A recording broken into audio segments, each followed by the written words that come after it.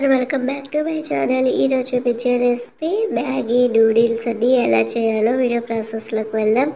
So సమ్మర్లో పిల్లలు ఇంట్లోనే ఉంటారు కాబట్టి హాలిడేస్లో ఈవినింగ్ టైంలో వాళ్ళు స్నాక్స్ అడిగినప్పుడు 10 నిమిషాల్లో మనం చేసి ఇచ్చామనుకోండి వాళ్ళు హ్యాపీగా ఫీల్ అవుతారు. మనకి మన చేతితో చేసి ఇచ్చామన్న సంతృప్తి ఉంటుంది కదా. బయటవి దండగా ఎందుకండి, ఇంట్లోనే హెల్తీగా చేసుకోవచ్చు. ముందుగా స్టవ్ ఆన్ చేసి ప్యాన్ పెట్టుకొని ఆయిల్ వేసుకొని ఆయిల్ వేడయ్యాక 1 టీ స్పూన్ జీలకర్ర వేసుకొని జీలకర్ర బాగా ఫ్రై అయ్యాక మీడియం సైజులో ఉన్న ఒక ఆనియన్స్ ముక్కలు కట్ చేసి వేసుకొని క్యారెట్ని కూడా ఒకటి పీలప్ చేసేసి వేసుకుందాము. ఇది ఒక 5 నిమిషాల్లో బాగా ఫ్రై అయిన తర్వాత ఇప్పుడు మీడియం సైజులో ఉన్న ఒక టమాటాని కట్ చేసి వేసుకుందాము.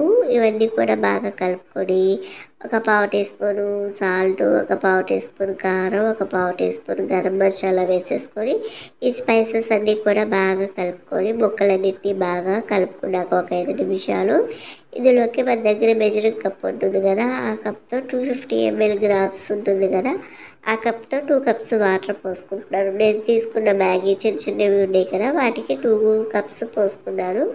ఈ వాటర్ అనేది బాగా మరిగేదాకా మనము హై ఫ్లేమ్లో పెట్టి మరిగించుకొని మనం ముందుగా తీసుకున్న ప్యాకెట్స్లో నుంచి మ్యాగీ నూడిల్స్ తీసుకొని ఇలా మరుగుతున్న వాటర్లోకి వేసేసుకొని వీటిని బాగా కలుపుకుందాము. ఇలా కలుపుకుంటూ ఉండటం వల్ల మనకి రెసిపీ అనేది చాలా బాగా వస్తుంది.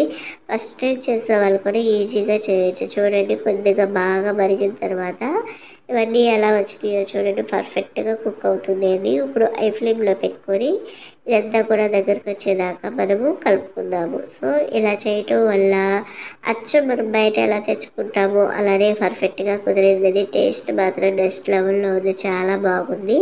కొంతమంది ఇలా వాటర్గా తింటారు, ఇలా కన్నా కూడా వాటర్ అంతా ఇంకిపోయినాక బాగుంటుంది. చూడండి, ఇప్పుడు వాటర్ ఇంకిపోయి దగ్గరికి వచ్చినాయి కదా, ఈ టైంలో మనకి ప్యాకెట్లో ఉన్న మసాలా ఇస్తారు కదా, అది ప్లేట్లో వేసేసుకొని ఇప్పుడు ఈ మసాలాని ఇందులో వేసేసుకొని బాగా కలుపుకుందాము.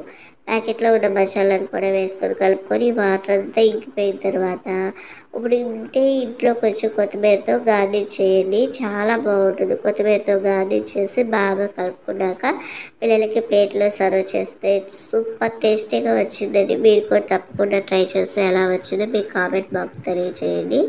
మా mass pressure channel please subscribe చేసి లైక్ చేసి షేర్ చేయండి.